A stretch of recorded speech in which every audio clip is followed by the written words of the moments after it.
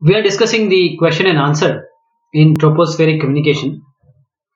The first one is, what are the RF ranges or radio frequency ranges? See, in broadly, we can differentiate the radio waves from 1 to 3 gigahertz. We call them as radio waves 1 to 3 gigahertz. Above this, we have microwave, that is 3 to 30 gigahertz, and 30 to 300 gigahertz, we call them as millimeter waves. These are the radio waves or radio frequency ranges. But if you talk about IEEE and NATO nomenclature for various frequency band, let us see that we start with the HF, VHF and UHF. HF means 3 to 30 megahertz. The size is, or the wavelength is, around 100 meter to 10 meter. So this is HF, high frequency. Whenever you are being told we are communicating in high frequency range or HF range, that is 3 to 30 megahertz. Then VHF comes around 30 to 300 megahertz. That is VHF 10 meter to 1 meter. UHF, that is ultra high frequency, that is 300 to 1000 megahertz. 1000 megahertz, you can say this is the 1 gigahertz. 1000 megahertz is 1 gigahertz. So 300 megahertz to 1 gigahertz, it is UHF, that is around 100 centimeter to 30 centimeter. Then L, S, C, X, Q, K, K, V, W, mm, millimeter band. Anything above 110 gigahertz comes under millimeter wave band. So this is L band, L, S, C, X, then Q, K, K, then VW. So this is like this. L is 1 to 2 gigahertz, S is 2 to 4 gigahertz, C is 4 to 8 gigahertz, X is 8 to 12 gigahertz, Q is 12 to 18 gigahertz, K is 18 to 27 gigahertz, K is 27 to 40 gigahertz, and V is 40 to 75, W is 75 to 110. So these are the length. If you say the wavelength, so see L and S band. If you are talking in L and S band, that is around 30 to 15 centimeter and 15 centimeter to your 7.5 centimeter. Okay. So these are the different frequency and wavelength ranges. What is effective Earth radius? Effective Earth radius. The hypothetical effective Earth radius that makes the relative curvature of the ray and that of an effective Earth to be such that radio ray appear to travel in a straight line rather than curved lines over the true Earth. So this technique is adequate in a well mixed atmosphere where the refractivity gradient can be assumed to be constant with the height. So the effective Earth radius, this means that we are propagating from this point to this point.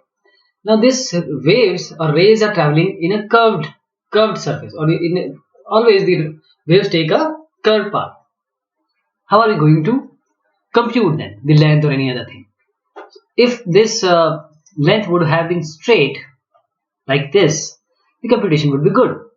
So we elongate this surface, and when we elongate the Earth surface, the radius will increase. So the increment in the radius for making the path with length d parallel to the Earth surface, or the waves assuming it to be on the straight line path, we have to change this radius. So that is the effective Earth radius. So the variation of refractive index allow direct waves to reach points beyond the geometrical line of sight. The effective Earth radius is the radius of the equivalent Earth model, or with the area or the air around it has a constant refractive index and direct paths propagate along a straight line. See, the refractive index comes around 0.00012 like this. So to get this 312 out, what we can do? We can subtract it from 1 and then multiply it by 10 to the power 6. So 312, this is how we can get. Actually, the order of value is like this. Then we can compute the K, that is what? dn by dh. We just said that this is the rate of change of the refractive index with the height. And we said that the air around it has a constant refraction index. So this is 1 plus dn by dh by 157, and this is inverse. And finally, what we can do, this K is there. So we can just find out the effective Earth radius, that is the Re will be given by K into the actual Earth radius, that is 6370. So it comes around, if we take a normal value for about 6370, it comes around 8500 kilometer. Next question is, what is surface refractivity? The refractive index of the Earth atmosphere calculated from the observation of pressure, temperature and humidity at the surface of the Earth. So this is the surface refractivity. Again, surface refractivity is directly related to the refractive index of the Earth atmosphere calculated from pressure, temperature and the humidity at the surface of the Earth. If you want to compute for the tropospheric communication, how you are going to compute the surface refractivity? See, these are 2 points where you want to communicate. Say they are 300 km apart. And now, so this point at the surface, this refractive index is known to be 320. Here we have say refractive index as 300. So what we are going to do, we are going to compute NST and NSR. Means NST here, NSR here. What is this? This is N0. N0 is 320. 320 into e to the power minus, this is already known, 0.1057. And now what is the height of the antenna? Okay, this height, we are going to use the height, HTS dash. Similarly for this, because this 320 is known, 300 is known, and this value is already there, and HTS is also known because HTS and HRS, these are the height of the center of the transmit and receive antenna above MSL. MSL means sea level. So we can compute the height above the MSL. Okay, so just NST and NSR you can compute and just take the average. If you take the average, you will get the NS, that is the average surface refractivity that you can use in the computation of the tropospheric communication. Receiver sensitivity. Receiver sensitivity. Say I speak in front of you. You are not able to hear something. Then you will say please speak loudly. Then I speak or I started murmuring. Okay. Then you say okay, I am able to listen, but please speak much louder or louder than what you are speaking. Then I started speaking and you are able to hear. This exactly happens with the receiver when transmitter is sending something. So the point at which receiver is getting something, but it is not able to decode anything, not able to listen, not able to find out the signal, though it is getting signal but not really finding out what signal is all about. It cannot decode the signal, but at certain point this receiver is able to recognize, identify and decode the signal. This is the receiver sensitivity. Receiver sensitivity is that point below which the receiver will not be able to decode anything. So receiver sensitivity, and this is in negative of dBs. So receiver sensitivity is the weakest RF signal level, usually measured in negative dBm, minus dBm. This can be any value that a radio needs to receive in order to demodulate and decode a packet of data without errors. The receiver sensitivity is a measure of the ability of a receiver to demodulate and get information from a weak signal. What is FSL or free space loss? As signals spread out from a radiating source, the energy is spread out over a large surface area. So as this occurs, the strength of that signal gets weaker. That is, if I send this, say at this point x, this px will be 4 divided by 4 pi r square, because this is nothing but a sphere. So the FSL measured in dB specifies how much signal has weakened over a given distance. This is free space loss. What is EIRP? Effective isotropic radiated power. Effective isotropic radiated power. This is the addition of the power of the antenna and the gain of the antenna. So effective isotropic radiated power is the actual RF power as measured in the main lobe. Let me say this is our sender or transmitter. This is the main lobe. These are the side lobes. Main lobe, that is the focal point of an antenna. It is equal to the sum of transmit power into the antenna in dBm and added with the dBi, gain of the antenna. Okay, dBm and dBi.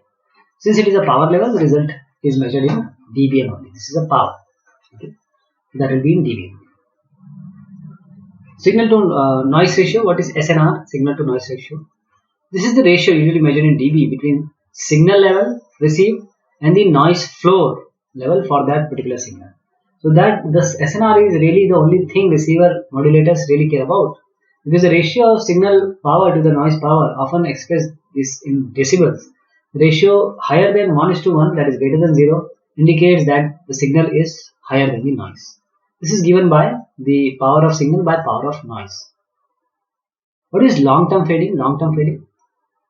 Long-term fading in signal strength R caused by the terrain configuration and man-made environment form a log normal distribution. That is, the mean received signal R varies log normally in dB. The signal strength is measured over, say, a certain distance. So this is caused by terrain configuration, hill, flat area, etc.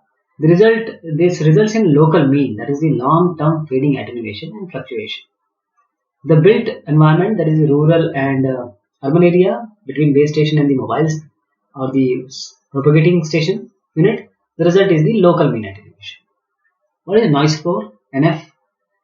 Noise floor is the measure of the signal created from the sum of all the noises, sources and unwanted signal within a measurement system where noise is defined as any signal other than the one being monitored. So this may include thermal noise, the black body, the cosmic noise, as well as the atmospheric noise from distant thunderstorm, and similar to any other unwanted man-made signal, sometimes referred to as the incidental noise.